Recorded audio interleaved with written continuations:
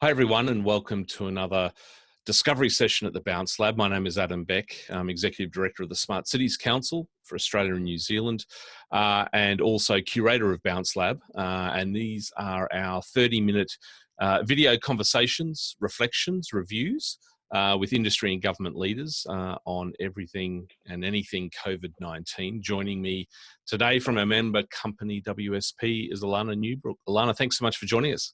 Hi there, everyone. How you going? I am good, and hopefully everyone else listening in is healthy and safe and optimistic.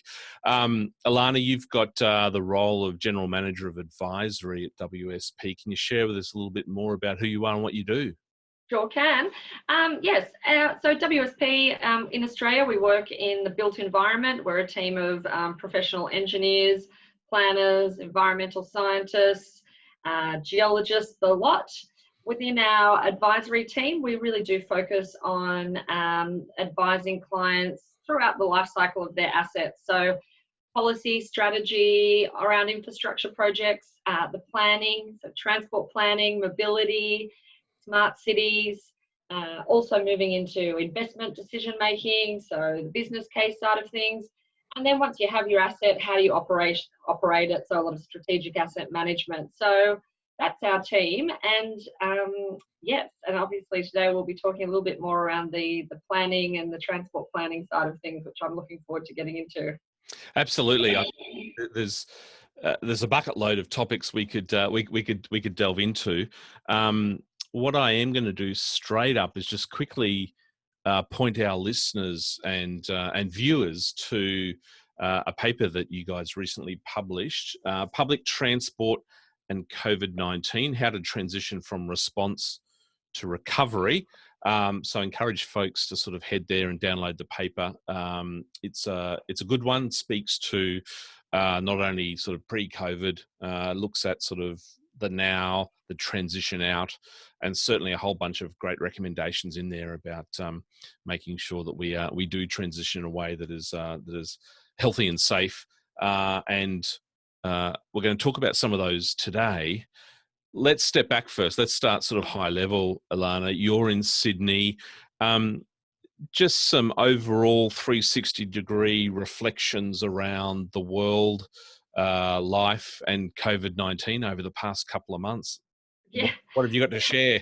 It's been an interesting ride. Up and down, I guess, from that first sort of trepidation with business and in our personal lives of thinking what's going to happen, and the lockdown and the initial sort of, what does that mean for me? And I should say I've got a team of over 200 people, so there's a lot of nervousness for a big team as well. So even just from my own personal life with a small child, but then managing that amount of people. But it's been incredible because as soon as we did go into the lockdown, I must say we've all adapted to working incredibly well. If anything, I think we went through a stage of sort of over-communicating. Everyone, we're on Teams and Zooms come up and we're kind of talking and replacing the coffee discussions in the corridors. There's been a lot of video conferencing meetings. But I feel like, 8-9 weeks on now, we're getting our groove back. People are enjoying the newfound bit of extra time in their day. So productivity is good. The business is going well. I'm very thankful from a personal perspective too that our government has kept the building and construction industry going, unlike sort of New Zealand where they've shut down a lot of their construction. That's been great, I think, here for us. And so now we get to this point, don't we, where we've seen the drop-off in the COVID-19 numbers, the massive drop-off in public transport usage and people being out and about. And now how do we get back? And do we want to go back? So it's very interesting. I mean, that's a question that, I'm getting asked from family and colleagues every day. Yeah. Are you going to... Well, for me, it's a little bit different. I'm in the office here, and I've been working from the office the whole time because I subleased this little pod from another tenancy, and they went away and did their work from home. So I had the whole place to myself. So there's an element of this whole work from home thing that I haven't done. But in saying that, I am part of a global virtual team at the Smart Cities Council. So we've been Zooming for sort of 4 or 5 years. So that was very familiar. But on this topic, Alana, let's pull apart the dots here, right? And the dots for me are home, the workplace, and let's throw in there sort of some midstream interactivity like schools and drop-offs and shops and things like that. So that is a big question. This work from home question is a big one, right? Because it's got direct impact on transportation. I know along with many others, have been dreading sort of getting back to work, the collective we getting back to work, because we know the roads are going to get more congested and things like that. The rat race kicks off again.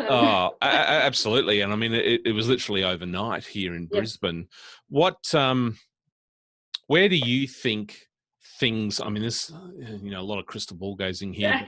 Are you getting a sense there's a bit of work from home that's going to stick, like longer term? Look, I can talk to you obviously about what my personal experience and with our team and what we're doing at WSP. There's obviously, we've seen some benefits in working from home because we've still managed the connectivity with people and the efficiency. But then it's funny, actually, I was in our office in Sydney CBD this morning. I had to go in, and so it's good timing as well. So and it was weird. It was really interesting and weird going back into the lift, and there's little stickers around where to stand. But it's no one's really there yet. And I've done a survey of our staff, and most of them don't want to come back full time at this point in time. Wow. So I don't know if that will change in sort of 3 to 6 months to 12 months time. I guess we've all got a bit of agoraphobia now. We don't want to leave the house. At the start, I was so scared about being locked down, and now everyone sort of doesn't want to go back out again. So I feel like, and looking at, reading the different newspapers and reports, it does seem like more people are sort of saying, as a workforce, I kind of only want to go back 2 or 3 days a week. Maybe we'll just have days where different kind of pods or teams come in and overlap. We're obviously, as a business, looking at how to get people back into the office eventually, whether that be, you select a day or reds and blue teams and you split it back up like that. But still with social distancing, the office can't be more than sort of 30% at capacity. So for some time, until we get, I guess, a vaccine or some kind of different way to manage it, and we release that social distancing implication, you kind of can't all go back and cram into the workplace anyway for a while. And talk about cramming. You're in your paper, you did some really nice imagery in there around sort of different levels of social distancing on the different vehicle types, buses, trams, trains. And at the moment with the 1.5, I don't know what it was, 12, 14 people per bus. So not a lot of capacity going on there. I don't know if it still stands, but I do remember 10 days ago or thereabouts, the New South Wales Premier saying that until there is a vaccine, get used to social distancing. I can't begin to think how the public transport system is going to work with that. Now, I'm assuming that demand is going to increase because people will be going back to work. So the math doesn't add up for me there, but then maybe I am underestimating the amount of people that are going to work from home. What are your views on that one? And the other thing I'll say is I haven't seen any modelling of that. No, of the people that might potentially work from home. That could be the follow-up paper we need to produce. We are thinking. So look, I guess, so the paper we did looked at, it was a follow-on from our Canadian peers, and they looked at the immediate effects on public transport in the lockdown. So, okay, how do you even are the trains and the buses, are they clean? We took it to the next step. Okay, how do you look at the transition back? And then there is the following stage after that is the new normal, and that's what we're all hypothesizing on. What is the new normal going to look like, and how different is it going to be pre-COVID? So yeah, we looked at the scenarios. Obviously, we've done the strict 1.5 meter distancing, and that equated for us around about 9 people per, say, bus, 32 passengers a train, which is akin to what the state governments are rolling out. Obviously, then it comes into, you don't want people standing because you want to minimise touching of, poles and things where everyone puts their hands. The second scenario was looking at moderate distancing, and that was more around the WHO guidelines of 1 metre apart, so you can get a few more people on, but not drastically. And then a relaxed distancing where you're all starting to feel a bit more comfortable, and you've got still 1 metre distance, but more people standing. But the point, I guess, when you look at the paper and what the authors came up with was that you're still only at like between 20 and 10 to 50% capacity. So even with relaxed distancing, 1 metre apart, standing, they're still only running at half full. Yeah. So yeah, it does throw in how long do we operate like that? And I think that's the part of the paper. What we're trying to do is start that dialogue, give a framework for discussion, but then also look at, well, how do we work? I think, private and public sector are going to have to work hand in glove here, because the demand comes from sort of the businesses, a large majority of the private sector. Do we start, if we can only get half the workforce back on public transport, do we start prioritising who goes back? Is it the essential services, health sector workers, school kids? And yeah, it's just so based on the fact that we won't be running at full capacity for potentially quite some time. And we don't want to add to congestion. You don't want everyone just to get back into their cars. And I have to put my hand up. I did jump in my car to go into the city today, but there was no one around. But I mean, yeah, interesting. Yeah. I caught the bus in this morning. Yeah. How was it? How is it then in Queensland? Well, I'm an early riser, so I get on the 6 a.m. sort of north side of Brisbane, suburban Brisbane, and it's quite a short trip. I'm halfway between, office is halfway between home and the city. Yeah. But, pre-COVID, there was a solid sort of 28 to 30 people, consistently same people every morning. I was one of 3 this morning, and that's been pretty much the same. Yeah. For a little while, so kind of next to nothing, and that's a pretty popular semi express kind of bus route into the CBD. The cars, you can feel the cars, and what's interesting is at that hour of the morning, what we'd refer to as the tradie traffic, really, really busy. And what I have been noticing is visually, the speed is picking up, because I don't know whether it's coming into winter, it's cold, they're getting out of bed later, but it's I've been riding as well, and I ride on the road in the morning, and it's getting pretty dangerous as well. I started riding again after a long sort of break, because there was just no one on the road, right? And this was out, suburban Brisbane, and I was loving it. I was enjoying it, and I can only imagine that those hardcore cyclists and active travel advocates have kind of in some way been loving, this new opportunity. And we've seen policy announcements right all over the world around pop-up bike lanes and giving streets back. Do you think that opportunity is still around, or is it slipping away very quickly? I feel like I'm all for pop-up bike lanes, but I think those that happen are going to be pop-up and pop-up only. Yeah, it would be, again, this would be where it's a missed opportunity, because I guess we want to look at it, if you're looking at it in a broader context of societal impacts, so health of people, but then also environmental impacts and reducing cars. I mean, that active transport would be great to see more of that coming into play. And, I think I know here I'll use New South Wales as an example because it's where I read most of my daily papers. Clovermore and I think the City of Sydney Council are trying to actively encourage some more, bike lanes and dedicated paths.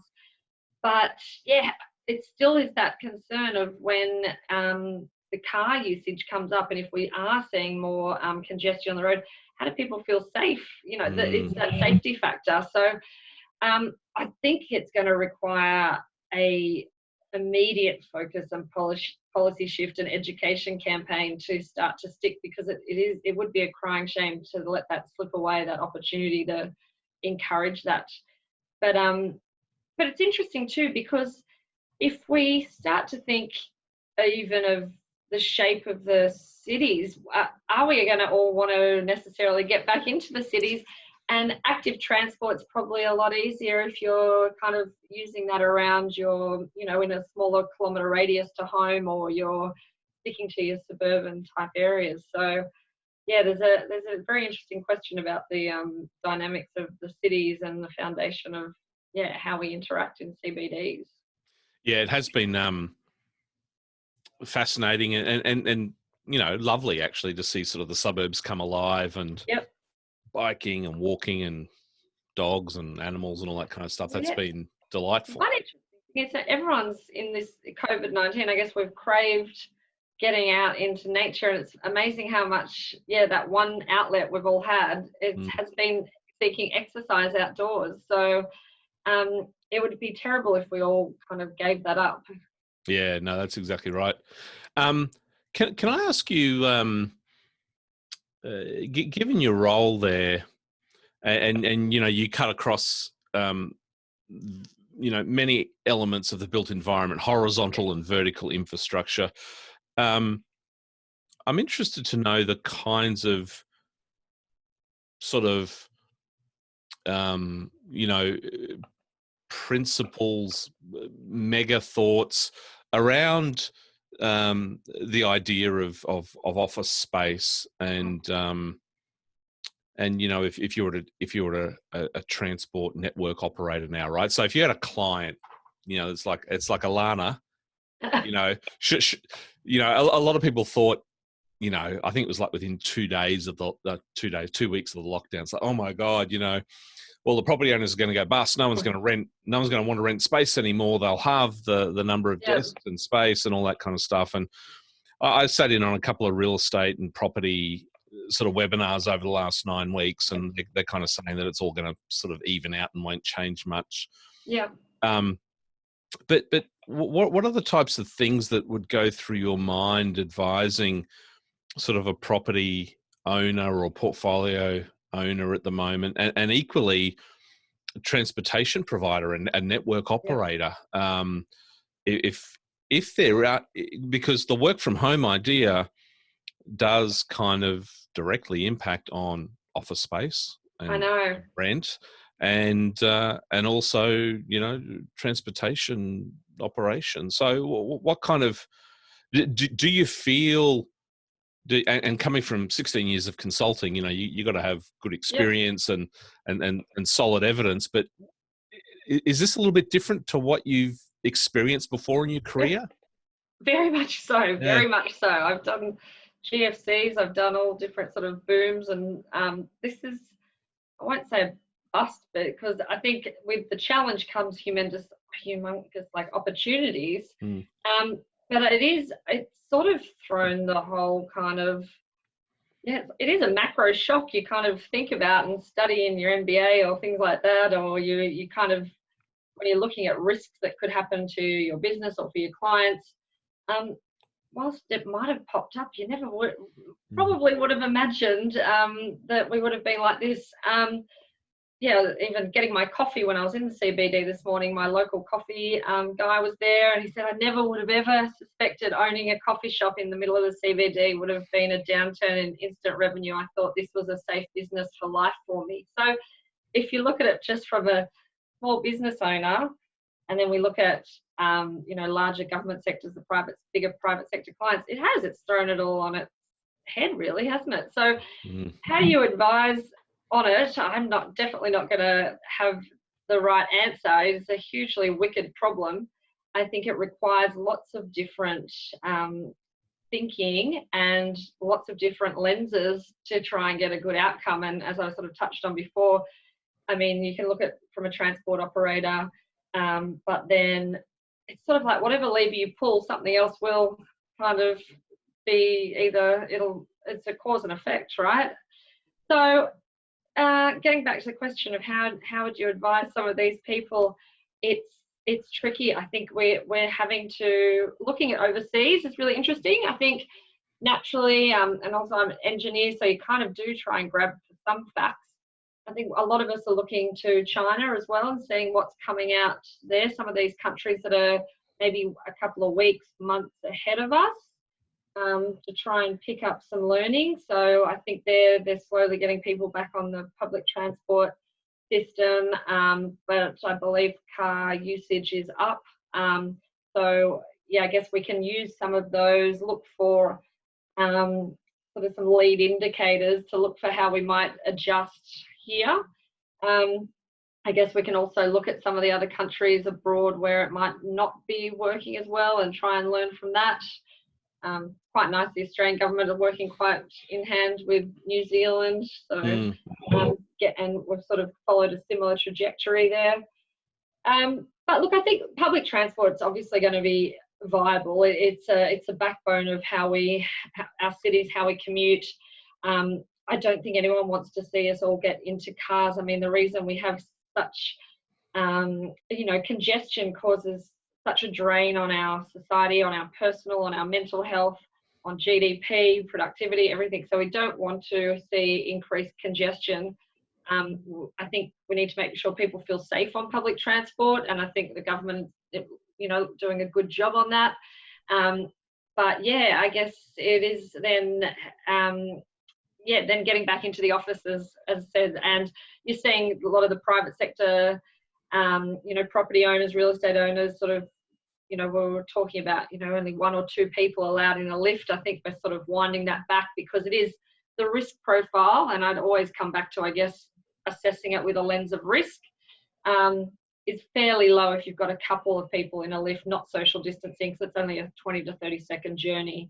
So, yeah, I think we're just going to have to weigh up lots of risks and the knock-on effects. For each decision we make is going to have some pros and cons thrown at it. But if we all sort of agree on the principles, and the principles is we don't want to be worse off, we don't want to add to pollution, we don't want to increase congestion, and let some of those guiding principles drive decisions. But who knows how long it will be until we feel a bit back to normal. I think it's quite some time. Yeah. You mentioned just a little bit earlier, the construction sector and how we've been able to keep that going. Economic stimulus is an interesting one, and I do remember, the GFC, and in Australia, we pumped a lot of money very quickly into school halls and extensions, and so property and the building sector was a key one.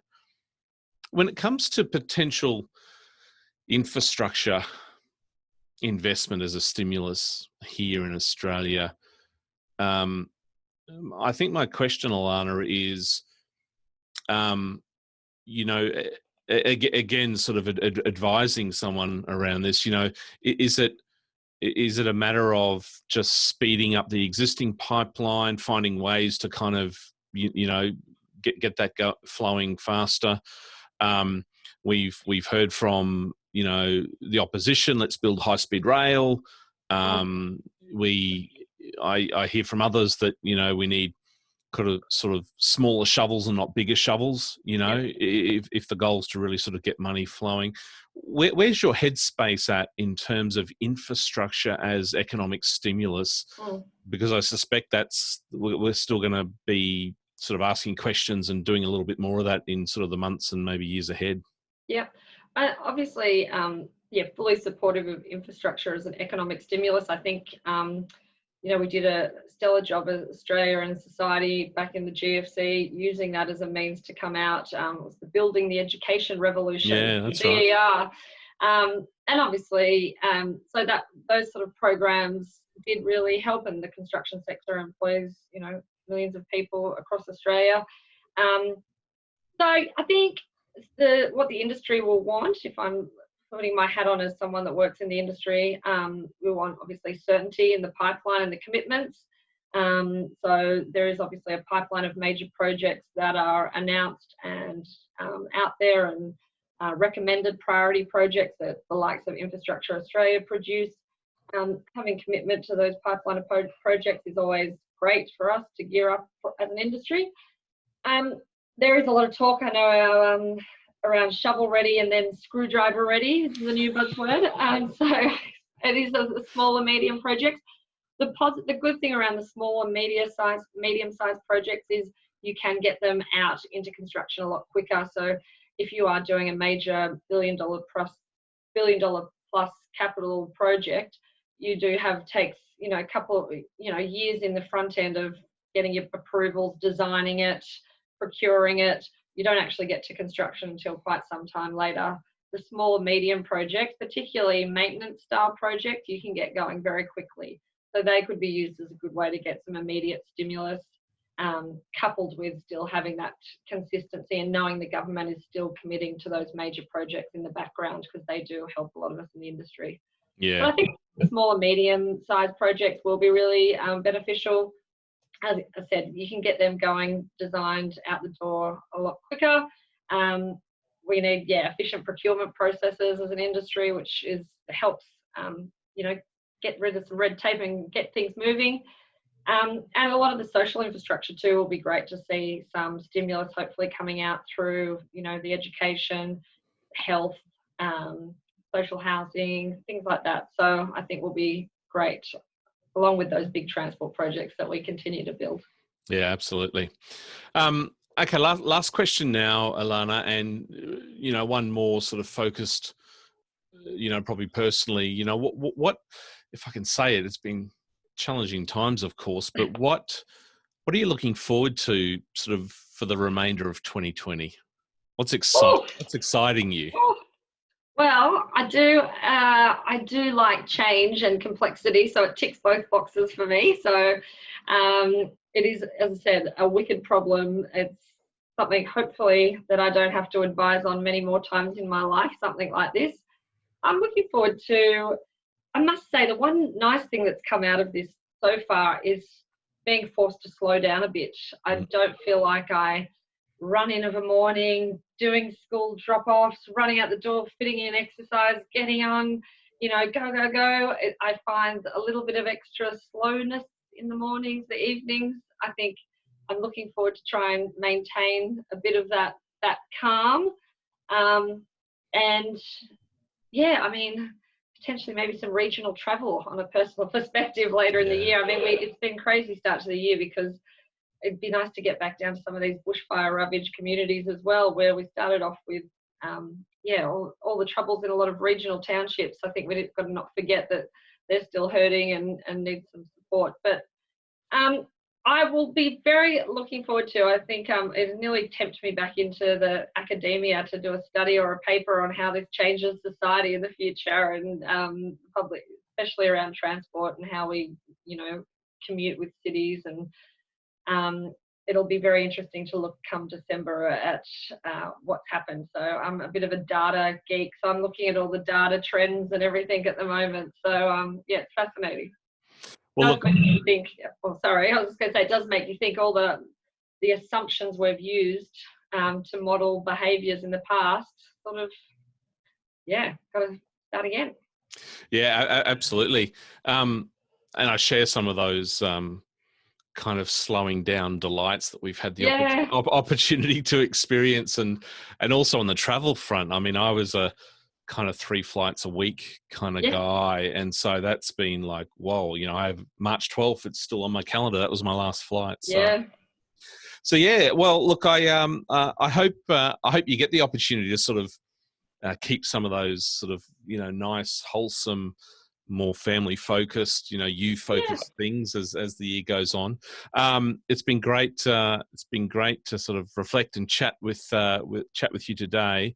For our listeners, our recordings, our Bounce Lab discovery sessions are up on our website, bouncelab.org. So please feel free to jump in there and have a look at not only the videos that we're doing with folks like Alana, but all of the other work in terms of reimagining or imagining an economic recovery that's digitally enabled and data driven. Alana, it's been great to chat today. Thanks so much for joining us. Look forward to speaking again soon. Yes, perfect. That'd be great. And thanks to all the listeners for listening. Pleasure. Thanks again. Okay. Thank Bye-bye. you. Bye-bye.